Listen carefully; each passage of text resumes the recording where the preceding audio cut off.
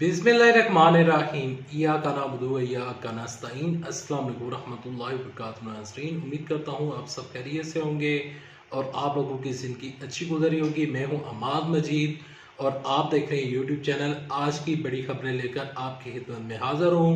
मरियम औरंगज़ेब साहिबा की गिरफ्तारी। मरियम औरंगज़ेब साहिबा बड़ी मुश्किल में गिरफ्तार हो चुकी हैं। इस खबर की मुकम्मल तफसीलात और इसके अलावा राना सनाउल्लाह के लिए नई मुश्किल खड़ी हो चुकी है। राना सनाउल्लाह के लिए बुरी खबर। राना सनाउल्लाह के लिए क्या बुरी खबर है? वो काम हो गया है जो किसी ने सोचा नहीं था। वो आगे चलकर डिस्कस करता हूँ कि मुकम्मल खबरें क्या हैं और इन खबरों की तफसीलात क्या हैं। लेकिन उनको यहाँ पर तफसीलात डिस्कस करने से पहले, आगे बढ़ने से पहले आप सबसे एक छोटी सी गुजारिश करूँगा कि इस वीडियो को लाइक करें, चैनल को सब्सक्राइब करें, साथ लगे नोटिफिकेशन दबाइएगा ताकि मैं जो ही नेक्स्ट अपडेट दूँ आपको तो वो बआसानी आप तक पहुंच सके। और इसके अलावा कल इंशाल्लाह इलेक्शन है और इलेक्शन की इंशाल्लाह लाइव ट्रांसमिशन आपके साथ इसी चैनल के ऊपर आपके साथ शेयर करूंगा। गायब गायब आपको अपडेट देता रहूंगा कि कौन आगे जा रहा है, कौन पीछे जा रहा है। इलेक्शन की मुकम्मल सूरत जाने के लिए चैनल को लाजमी सब्सक्राइब करें। बढ़ते हैं पहली खबर की जानब।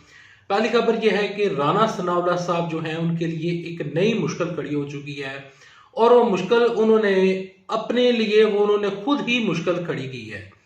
हुआ कुछ यूं था कि आज से कुछ दिन पहले राना सनाउल्लाह साहब ने एक इंटरव्यू दिया था आमद मीर साहब को। आमद मीर को जियो न्यूज़ के ऊपर प्रोग्राम करते हैं आमद मीर साहब, जिनको नहीं पता वैसे तो तकरीबन सारे लोग जानते हैं लेकिन फिर भी कुछ लोगों को नहीं पता। जियो न्यूज़ के प्रोग्राम चल रहा था और वहां पर राना सनाउल्लाह साहब से जब इंटरव्यू लिया गया, इमरान साहब के लॉन्ग मार्च के ऊपर जब बातचीत की गई, इमरान साहब ने जो कुछ अपने जलसों में जो कुछ कहा तो उसके ऊपर राना सनाउल्लाह से जब आमद मीर साहब ने जब राय ली तो उस टाइम राना सनाउल्लाह साहब ने कुछ ऐसे अल्फाज यूज किए थे और इमरान खान साहब को एक यानी कि जानवर के साथ मिला दिया था। तो वो मैं आपको यहाँ पर वो यानी कि जो अल्फाज उन्होंने इस्तेमाल किए थे वो मैं यहाँ पर यूज नहीं करूँगा और ना ही मैं वो फुटेज लगा कर दिखाऊंगा कि राना सनाउल्लाह साहब ने उस टाइम क्या अल्फाज यूज किए थे। बहरहाल उस सिलसिले में देखें, राना सनाउल्लाह साहब ने जब ये इंटरव्यू दिया तो ये इंटरव्यू ऑनलाइन नशर हुआ और ये लाइव था।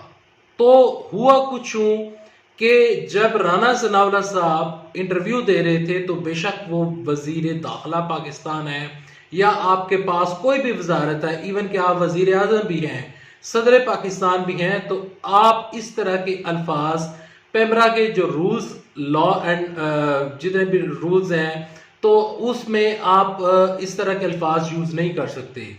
तो राना सनाउल्लाह के खिलाफ तहरीके इंसाफ ने पेमरा से रुजू कर लिया है और पेमरा में जाकर राना सनाउल्लाह के खिलाफ मौक़िफ़ इख्तियार किया गया है कि राना सनाउल्लाह साहब ने इमरान खान साहब के खिलाफ ऐसे अल्फाज इस्तेमाल किए हैं जो कि पेमरा के रूल्स के खिलाफ है। तो लिहाजा पेमरा इसके ऊपर राना सनाउल्लाह के खिलाफ कार्रवाई करे।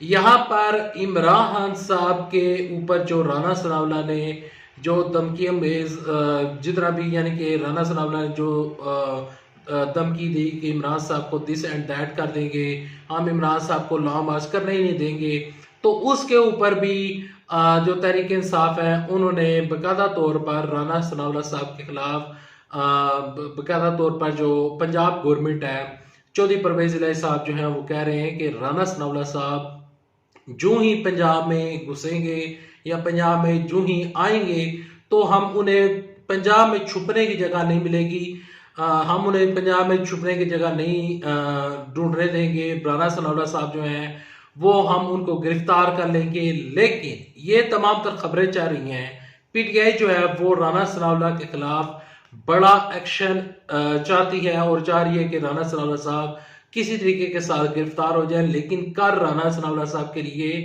एक अच्छी खबर और आज भी एक अच्छी खबर भी सामने आई है और वो अच्छी खबर ये थी राना सनाउल्लाह साहब के लिए कि कल जो लाहौर हाई कोर्ट का रावलपिंडी का जो बेंच है उन्होंने राना सनाउल्लाह की जो गिरफ्तारी है उसके वारंट गिरफ्तारी जो है उनको तकरीबन मुअत्तल कर दिया था और कहा था कि आप राना सनाउल्लाह को गिरफ्तार नहीं कर सकते। और आज राना सनाउल्लाह के लिए एक और अच्छी खुशखबरी है कि राना सनाउल्लाह साहब जो हैं उनके ऊपर जो इंसदादे मंशियात का केस जो चल रहा है, तो सॉरी, जो उनके ऊपर जो मंशियात का केस चल रहा है और जो कुछ ये मंशियात फरोशी का जो केस शहरयार अफरीदी साहब ने शहरयार अफरीदी के दौर में जो उनके ऊपर केस बना था, तो उसमें राना ज़नाना साहब जो हैं उनको हाजिरी से एक दिन का इस्तिस्ना मिल गया है। अब बढ़ते हैं अगली खबर की जानब। अगली खबर है मरियम औरंगजेब साहबा थाने में तलब, मरियम औरंगजेब साहबा की गिरफ्तारी हो सकती है। खबर की तफसीलात कुछ यूं है कि वजीर इत्तलात मरियम औरंगजेब थाने तलब। वफाकी वजीर इत्तलात मरियम औरंगजेब को सब्जादार टाउन में थाने में तलब कर लिया गया। शहरी ने उनके खिलाफ दहशतगर्दी एक्ट के तहत मुकदमा दर्ज करा रखा है। न्यूज के मुताबिक वफाकी वजीर इत्तलात मरियम औरंगजेब को सब्जादार टाउन थाने में तलब कर लिया गया। पुलिस ने उनसे कहा है कि वो 18 अक्टूबर को थाने में पेश हों। पुलिस ने मरियम औरंगजेब को ज़ाब्ता फौजदारी के दफा 160 के तहत तलब किया है। एक शहरी ने वफाकी वजीर के खिलाफ दहशतगर्दी के एक्ट के तहत मुकदमा दर्ज कराया हुआ है। अब शहरी कौन है, क्या सूरत है, उसका नाम कोई जाहिर नहीं किया जा रहा, लेकिन सिर्फ और सिर्फ एक शहरी का जिक्र है। और मरियम औरंगजेब साहबा को 18 तारीख को ये जो थाना है सब्जादार टाउन है, तो इसमें बाकायदा तौर पर मरियम औरंगजेब साहबा को बुला लिया गया है।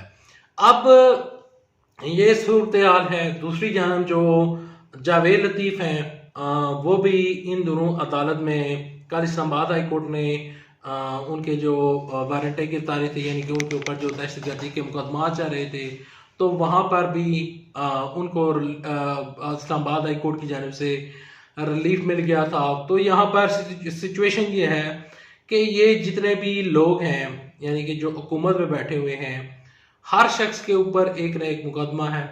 इमरान साहब के ऊपर भी इस मुकदमे जा रहे हैं। इमरान साहब के लिए कल का इलेक्शन बहुत इम्पोर्टेंट है। इलेक्शन जो है, इलेक्शन में बाकायदा तौर पर इमरान साहब का बड़ा दावा है कि मैं 9-0 से इलेक्शन जीतूंगा और मुकम्मल क्लीन स्वीप करूंगा। इमरान साहब के लिए 9 सीटें निकालना कोई मुश्किल बात नहीं है, लेकिन एक सीट ऐसी मौजूद है जो कि जहां पर इमरान साहब तो इलेक्शन नहीं लड़ रहे, लेकिन वहां पर मेहर बानो साहिबा इलेक्शन लड़ रही हैं। और मेहर बानो साहिबा जो है वो शाह महमूद कुरैशी की बेटी हैं। शाह महमूद कुरैशी की बेटी होने के साथ साथ वो तहरीक इंसाफ का हिस्सा हैं, और तहरीक इंसाफ के जितने भी वोटर सपोर्टर्स और हामी और जितने भी लोग तहरीक इंसाफ को सपोर्ट करते हैं, तो वो मोरूसी सियासत के ऊपर बिलीव नहीं रखते।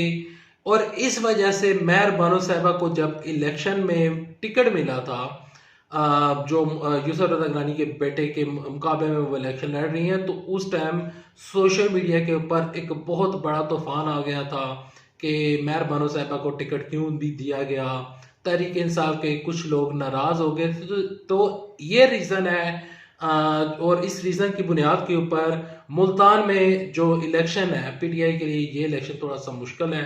मैं मुकम्मल प्रेडिक्शन तो नहीं दे सकता, मैं कोई मंजूर हुसैन या फिर कोई मैं शेख रशीद नहीं हूँ कि मैं आपको मुकम्मल प्रेडिक्शन दूँ। मैं आपको फैक्ट्स एंड फिगर्स के ऊपर आपके साथ तमाम तर चीज़ें डिस्कस कर रहा हूँ कि देखें, मेरे ख्याल में मुल्तान का इलेक्शन जो है वो यूसुफ रज़ा गिलानी के बेटे का जीतना आसान है एज कम्पेयर टू मेहर बानो साहिबा। तो वो हो सकता है कि वो वहाँ से इलेक्शन हार जाए। मैं फिर लफ्ज़ यूज़ कर रहा हूँ, हो सकता है। लेकिन बाकी जो 9 सीटें हैं जहाँ से इमरान साहब इलेक्शन लड़ रहे हैं, वहाँ से इमरान साहब आसानी इलेक्शन जीत जाएंगे। राना सनाउल्लाह और आबा शेर अली का जो ग्रुप है, वो ग्रुप भी इमरान साहब को हराने में कामयाब नहीं होगा। अगर आपको वीडियो पसंद आए, इस वीडियो को लाइक कीजिएगा, चैनल को सब्सक्राइब कीजिएगा, साथ लगे नोटिफिकेशन में दबाइएगा ताकि जो आने वाले वीडियोस हैं आप उनको मिस ना कर सकें। अभी तक ले रहे हैं, दुआओं में याद रखिएगा। अल्लाह हाफिज़, पाकिस्तान जिंदाबाद, अफवाज पाकिस्तान जिंदाबाद। और जाते जाते आप सबका बेहद शुक्रिया अदा करना चाहता हूँ कि आप इस वीडियो को देखते हैं, चैनल को देखते हैं, और सबसे बड़ी बात यह है कि आप हमेशा मुझे अपनी दुआओं में याद रखते हैं। अल्लाह।